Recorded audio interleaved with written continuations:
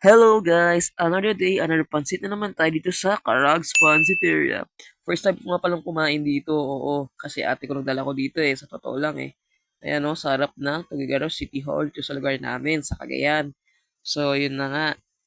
Yan ang ating partner sa pansit. 1, 2, 3, pak! Di ba? Ano nga ba tawag dyan? Appetizer. Yan yung match ng pansit natin. May halong sukat, may sili, tapos may toyo. Kapag yan ang kasama ng pansit mo, talaga mapapadami ka ng kain sa totoo lang. Mauubos mo yung pansit mo kahit di mo trip. Di ba yan yung pansit natin? Old school yan.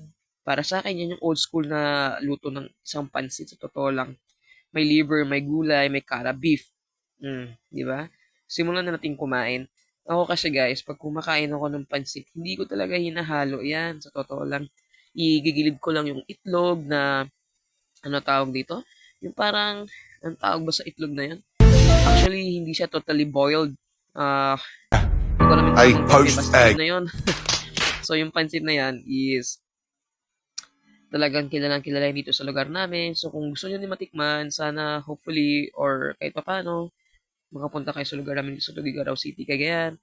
Pag sinabi mong pansit batil patong, matik yan guys. Taga Tuguegarao yan, sa totoo lang.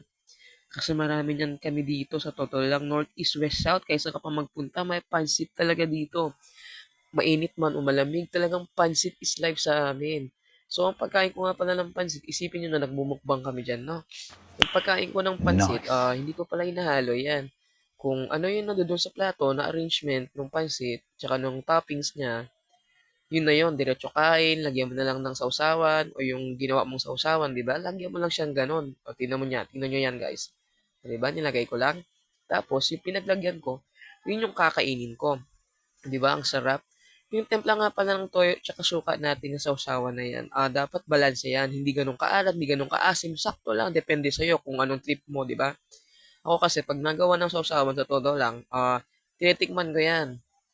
Kung sakto na ba, kung may kulang ba. Kasi minsan yung pansit, tawag dito, kapag depende yan sa kulay. Kapag dark yung color, syempre, nalalaman mo na, ay, sobrang sa toyo to. So, kailangan natin balansehin ng asin. Ganun kasi ako Para sa akin, ganun guys So, fast forward na tayo dito sa video na to. Kasi nga, matagal kami kumain ng kapatid ko. Inabot kami ng almost 10 minutes sa pagkain yan. Lalo na yung kapatid ko Matagal kumain yan.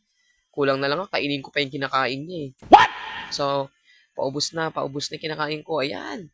Ayan, ano nga pala yan?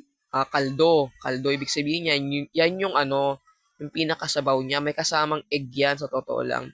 Yan yung pinagpakuluan ng miki ng pansit. Nilagyan ng templa, ng toyo, nilagyan ng itlog, kaya solve. Mabubusog ka talaga niyan sa pansit. Daig mo pa kumain ng kanin. Sa totoo lang, 2 o 3 kanin sa isang araw. Para sa akin na solve yan. So, thank you guys. Bye!